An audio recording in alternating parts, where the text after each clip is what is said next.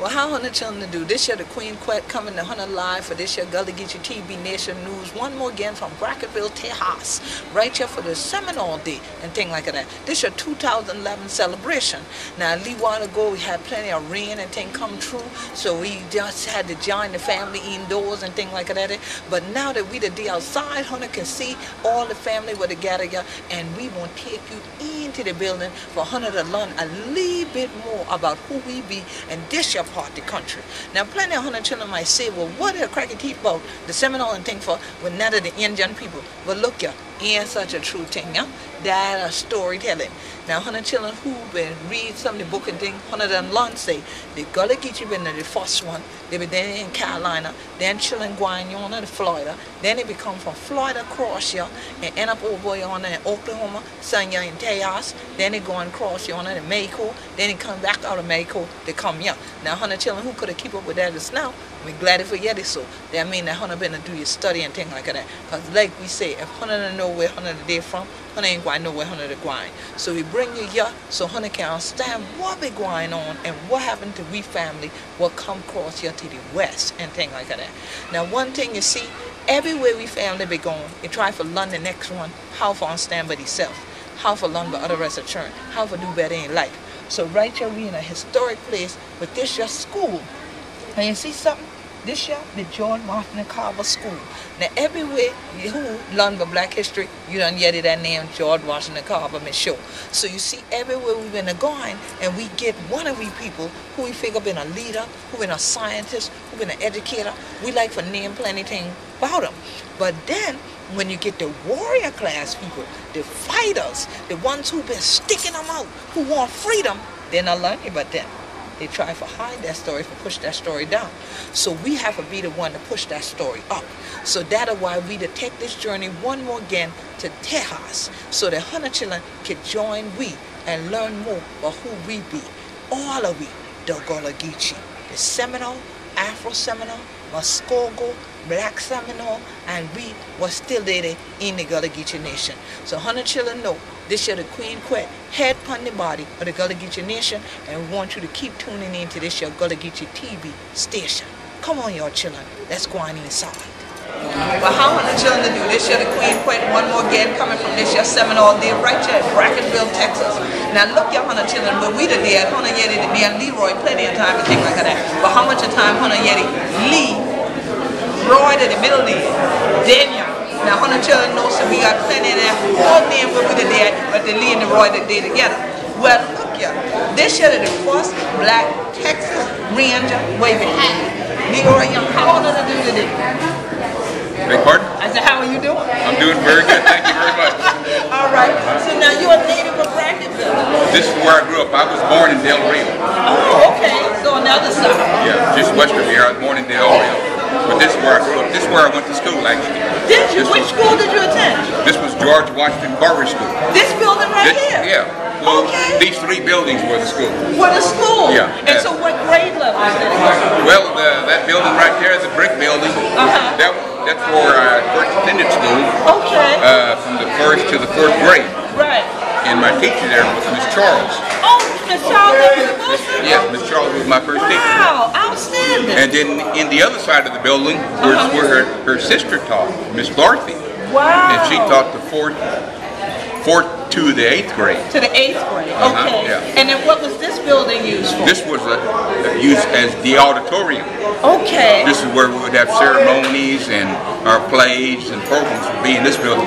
Back then, the building had a stage here. Okay, right there was a stage, and the seating was out here in the building. Excellent. So now going to school here in this town, what made you pick this career path as a Texas Ranger? And most times when we see things on Texas Rangers, we see it in movies, we see it on TV. How realistic is that? And did you see anything similar that made you decide to go down this path? Well, there's not a whole lot of, say, similarity between what you see in the movies and what you see in the actual working or experience of being a Texas Ranger. Okay. But how I became interested in it was I had an interest in law enforcement, had an interest in serving my community, and so that's why I leaned towards a say career in law enforcement. Okay. And my, I guess, ultimate goal was to become a Texas Ranger one day. You know, that's still kind of like the elite of law enforcement. Of law enforcement. And so I guess from my first days in law enforcement, you know, that's the thought I had in the back of my mind, that I would like to be a ranger one day. And so I kind of set on a path and to train and to work myself up to that level. Yeah. So now, when did you reach your goal? I reached my goal. I was appointed into the Rangers in September of 1988. 1988? Yes. So that wasn't really that long ago. No, honestly. well, no, it wasn't that long ago, but if you kind of make it seem like it was real long ago, that makes it seem like... I know you too old. Yeah, exactly. Exactly. But it's interesting, so in 1988, when you became a ranger, then you made history. I made history, yeah. Right. Well, I'll tell you something interesting about that.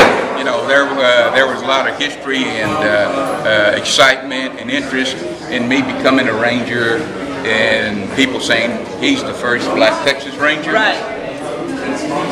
I worked with a friend at that time, an Anglo friend that I worked with in San Antonio. Right. And all these newspapers were coming around, and I was in the newspapers and on TV and whatnot. Right. And he paused and said, "See, Lee, you know what? You're not the first black Texas Ranger." Oh, really? That's kind of the way I thought. You're right. That's kind of the way I thought. Then his response was, "You're the first black Indian Texas Ranger." Okay. And he corrected that whole thing. Right. Because he knew about my heritage and my background. Right. And so he corrected the whole thing and put it in the right perspective. Right, exactly. And that's an outstanding perspective. Exactly. It was. To have. Now, who do you descend from? What connects you to Seminole days? What connects me to the Seminoles would be through my grandmother. Okay. My great-grandfather. Okay. And what were their names? They were descendants from the Wards. The Wards, okay. The Juleis and the Kibbets. And the Kibbets, okay. Excellent. And where did they all live? Were they part of Fort Clark? Were they here in Bracketville? They were part of this community here. My grandmother that raised me here in Bracketville, her name was Cicerella. Oh, July. Okay.